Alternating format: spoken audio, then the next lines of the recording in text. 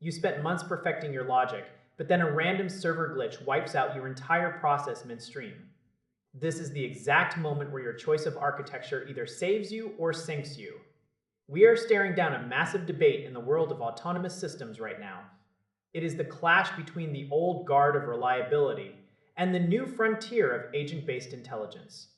On one side, you have the heavyweight champion of durability known as Temporal. This is not some experimental toy.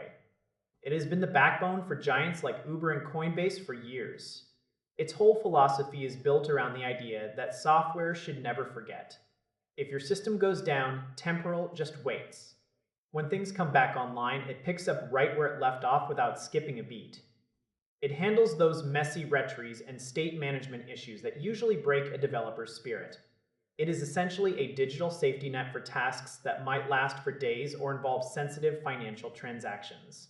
It keeps a perfect history of everything that happened. This means you can look back and see exactly why a process failed or where it got stuck. But that safety comes at a cost. It is a bit slow. It adds latency between every step because it is busy making sure every single action is recorded and safe. That brings us to the challenger. LangGraph is the specialized tool built for the modern era of AI agents. It does not think like a traditional workflow. It treats your agent like a state machine with nodes and edges.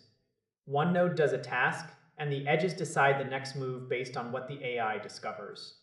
It is built for speed and responsiveness. When a user is waiting for a chatbot to reply, they do not want to wait for a heavy workflow engine to log every detail. They want an answer now. This tool excels at those complex loops where an AI needs to try something, fail, and then try a different path. It even lets you build in moments where a human has to step in and give a thumbs up before the agent continues. It is incredibly flexible and feels native to the way we build with large language models today. Companies like LinkedIn are already using it to power their intelligence systems. However, it lacks that long track record of being indestructible. It is the faster, smarter, but perhaps more fragile option compared to its predecessor. The most interesting part of this rivalry is that you do not actually have to pick a side.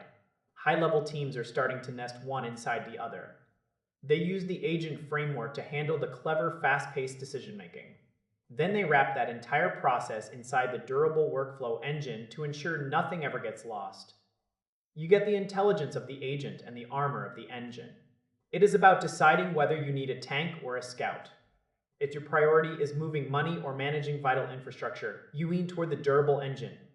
If you are building the next generation of interactive research assistants or creative bots, you go with the specialized agent framework.